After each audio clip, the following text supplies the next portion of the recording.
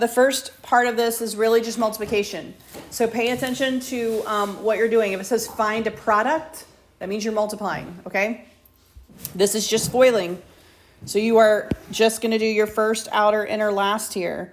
Multiply the 6v and the 5v. Remember, when you multiply a v and a v, it becomes v squared. So don't forget to change that exponent. 6v times 2, negative 4 times 5v, and then negative 4 times 2. Watch your positives and negatives while you do this. Once you get to this point, you're just combining your like terms. This one has no like terms, so you leave it. These are like terms, so you say 12 and negative 20 give me a negative 8v, and this does not have a like term, so you are done.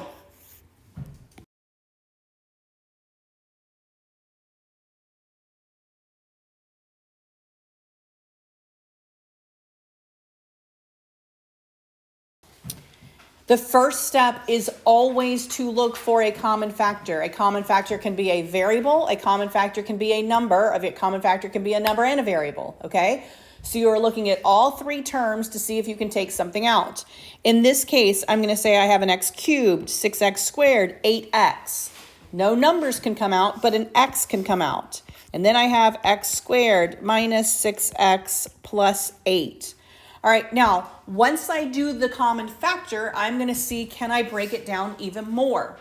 If my leading coefficient is a 1, so in this case, it's just a 1x squared here, then you don't have to break it up into 4 and factor by grouping. You can go straight to that last term. You need two numbers that multiply to give you positive 8 and add to give you negative 6. The only way to multiply and get a positive is either two positives or two negatives. So then I'm going to look at this guy and say, oh, it's going to have to be two negatives to add to get negative 6. And I'm going to go through my factors of 8. 1 and 8, 2 and 4, right? 2 and 4 add up to give me 6. So that's going to be my factors. And I can go straight to my factoring. If you took out a common factor, you need to put that here. That's part of your factoring. And then you're going to say, well, a negative 4 and a negative 2 will multiply to give me the positive 8, and they will add to give me the negative 6. I am done, okay? And so that's what you do if your first term is a 1 in front of your variable. Just go straight to this guy, and that's going to be your two groups.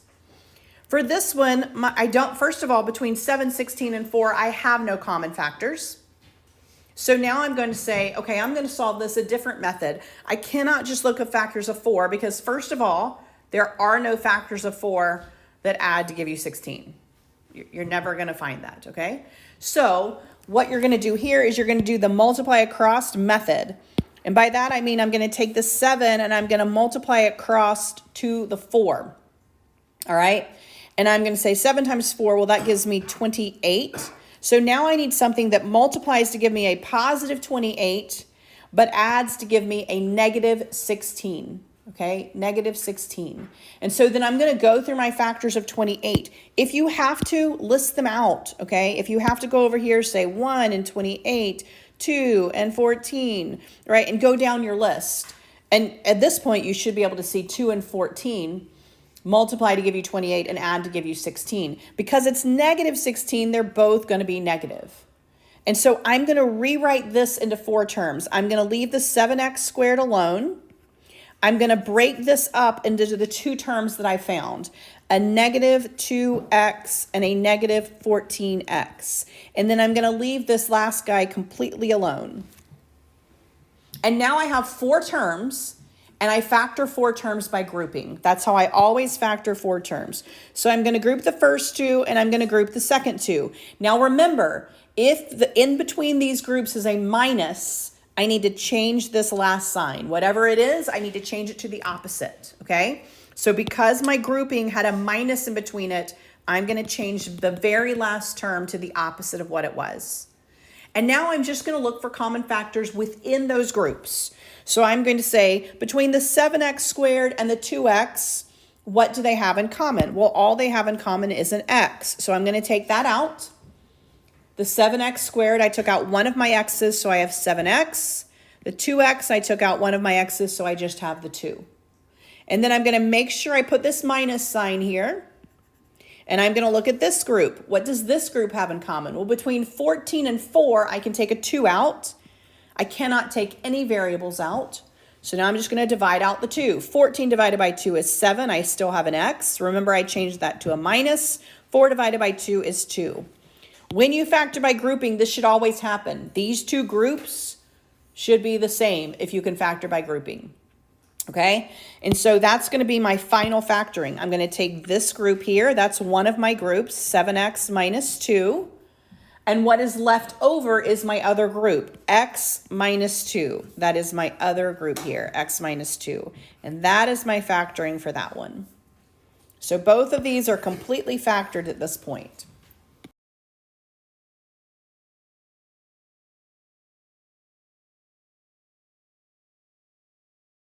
So you will have some where you have to factor by grouping. I give you 4, but I want to reiterate that your first step is always to look to see if there is something in common. So before I even group this, I know I'm going to factor by grouping. I am going to look at this and I'm going to say 18, 54, 15, 45. Do those have anything in common? And they do, a 3. And so I'm going to take that 3 out in front before I start factoring. So 18 divided by 3, and I'm just going to go through here. What is this? No. That's 8.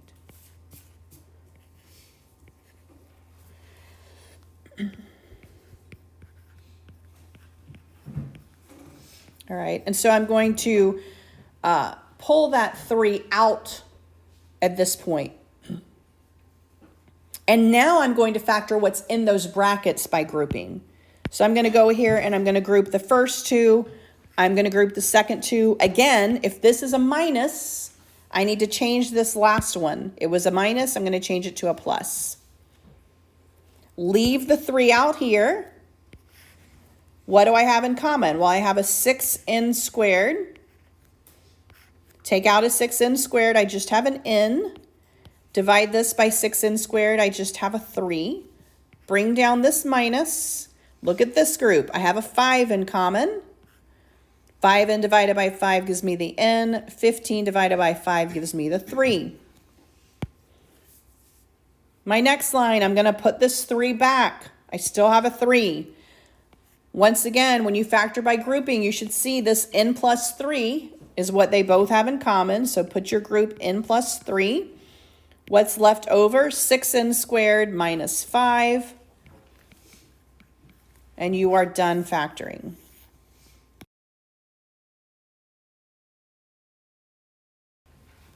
This is going to have addition, subtraction, and multiplication all pushed together, okay?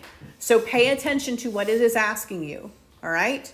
If it has two groups like this with a minus or a plus in between it, you are just combining like terms. Add or subtract your real portion, add or subtract your imaginary portion. Pretend like it's an X. If it has an I in it, it can combine. If it doesn't, it can't, okay? Over here, if there is nothing in between it, it is like the very first page you are foiling.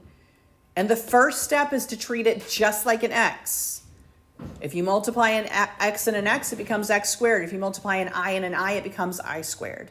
So just pay attention to what it's asking. Is it asking you to add or subtract? Is it asking you to multiply? This first one is asking you to subtract. So I am going to say I have a 1 minus a 5. That is my real part. Okay? My imaginary part is negative 4, my I minus a 2I. Okay? So my real part is 1 minus 5, which is negative 4. My imaginary part is 4I minus 2I, which is a negative 6I. Had it been a positive 6I, I would put plus 6I. This should be a real plus or minus an imaginary. Okay? It should be a binomial that looks like this. That is your answer. Okay? It shouldn't be two separate answers. It should be one group, a real part plus or minus an imaginary part. Okay? And so this answer here would be negative 4 minus 6I.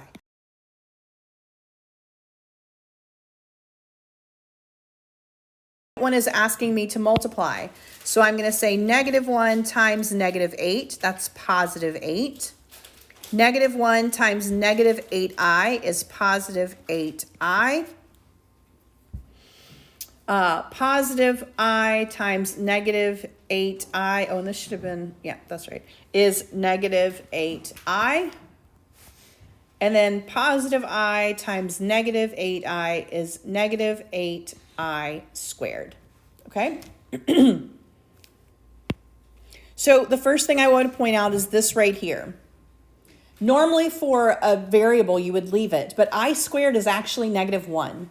So negative 8 times I squared is like negative 8 times negative 1. So this becomes 8 plus 8i minus 8i plus 8. That negative 8i squared is just like plus 8, okay? Then I'm going to combine my like terms. I have 8 plus 8, that is 16. I have positive I minus 8i. That is 0i. So those cancel, and this is actually my answer. So you could have just a whole number, or those 8s may not have canceled. That could have been 8i plus 5i, right? You just combine your i's, you combine your reals, just like you did for the other part of it, just like you did for the plus or minus at this point. Okay? And that would be your answer.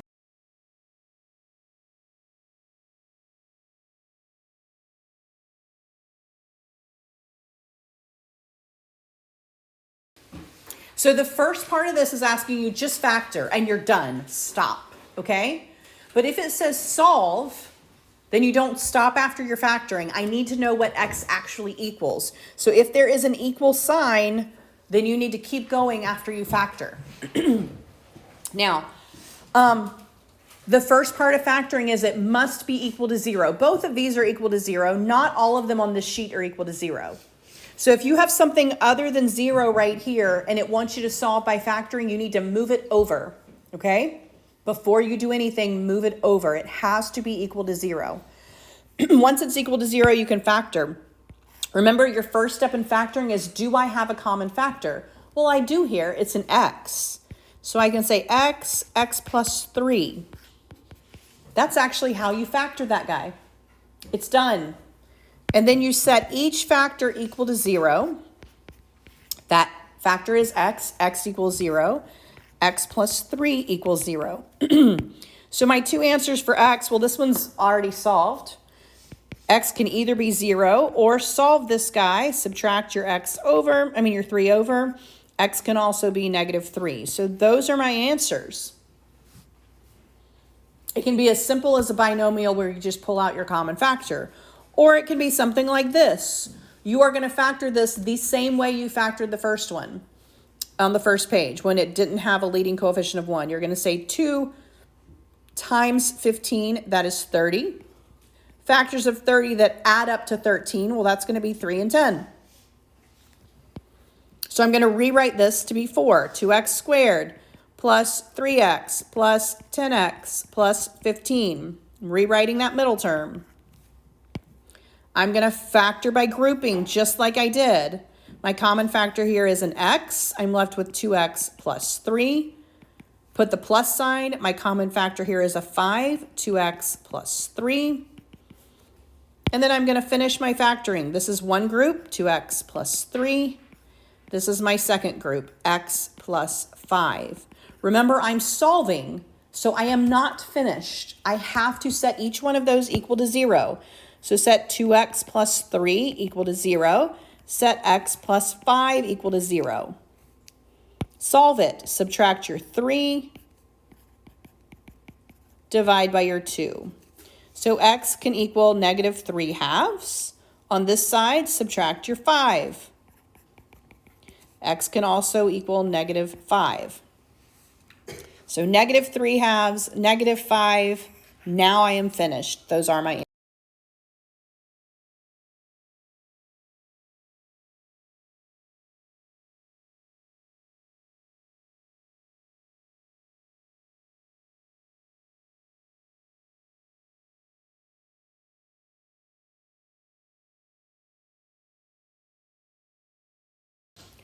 All right, when it says solving by taking the square root, you'll notice that you will not have a term that has just an x.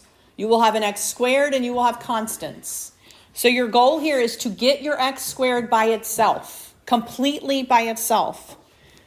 So I am going to subtract my 10. All right, I have 2m squared equals negative 26. All right, divide by 2. I have m squared equals negative 13. And then you have to take the square root. So I'm going to say the square root on this side, the square root on this side. On the left-hand side, I finally have m by itself. On the right-hand side, I need to do two things. I need to remember that I have a plus or minus. It's the positive or negative root. And then I need to simplify that root. Now, 13 does not have anything you can simplify, but the negative can simplify. You take a negative out of the root with an I. So I'm going to pull that negative out of the root by putting an I there. And 13 cannot simplify. There's nothing you can do to simplify that 13. So you are done here. You are done. The next way that we solved was completing the square. I am not going to make you solve by completing the square, but you will need to fill in the blank and tell me how it would factor, okay? These are very simple. Do not overcomplicate them. So I'm going to take that negative 8, and I'm going to divide it by 2. That will give me negative 4. That actually tells me my factoring. That tells me my factoring is going to be x, and then whatever this is, minus 4, negative 4 squared. That is going to be my factoring. So I already know my factoring piece of it. My fill in the blank, all I have to do is square this. Negative 4 squared is positive 16. That's what goes in the blank. It will always be positive in the blank because you're squaring something, okay? This one will follow whatever happens here. So if it's a minus here, it's going to be a minus there. All right, so we cut it in half. That's what happens here. We square it. That's what we put there. This section actually tells you to solve by either method. You can solve by completing the square where you square it and you take the square root of both sides, or you can solve by the quadratic formula. All right, so you do need to know the quadratic formula if you're going to use it. It's negative b plus or minus the square root of b squared minus 4ac, and then the whole thing is over 2 times a, okay? To solve by quadratic formula, you must have it equal to 0, okay? You must have it equal to 0. This one is equal to 0. We can go straight to the quadratic formula, all right? Now, two things I want to say about this one. This was just a special case. I didn't mean to pull it. But you could divide everything by 2, okay? So you could say, all right, this is A, this is B, this is C, and you could go straight to quadratic formula, all right? It will work. Negative B plus or minus the square root of B squared minus 4 times A times C. Make sure you're using the positives and negatives there in front of it, all over 2 times A. Okay, that is how you would just plug it in. I will say, when you have a number that they're all divisible by, you can actually divide everything by that number. All right, because it divides out. It's equal to 0. And you could say 2n squared minus 4n minus 1 equals 0. You will get the same answer in quadratic formula if you divide out your common factor first, or if you just use your straight A, B, and C and go straight to quadratic formula. You'll just get smaller numbers that you don't reduce as much. So just FYI, you don't have to do that step, but you can simplify that before you start. All right, so if I didn't simplify it, I would have negative 8. So that's 8 plus or minus the square root. 8 squared is 64. This is actually going to be a negative times a negative here, so that's going to be plus. And I have 4 times 2, so that's going to be 32. All over 2 times 4 is 8. Do not simplify anything as far as reducing right now. You cannot reduce the 8 and the 8. All right. Add these, 64 and 32. That's going to give me 96. We have 8 plus or minus the square root of 96 over 8. If you get something large like that, you do need to use your factor tree. And you will be able to simplify out some numbers here. So a 2 comes out, another 2 comes out, and then a 3 and a 2 stay in. So I have 8 plus or minus. We had 2 times 2 that came out, 4. 3 times 2 stayed in, all over 8. To reduce this, it has to come out of every one of the numbers outside of the root. Okay, so what is in common with 8, 4, and 8? 4. So I can divide those by 4. Divide this by 4, divide this by 4, divide this by 4. It has to come out of every single one of them that is outside the root. And you do not reduce it by what is within the root. Okay? So I have 2 plus or minus the square root of 6 over 2. That is my final answer.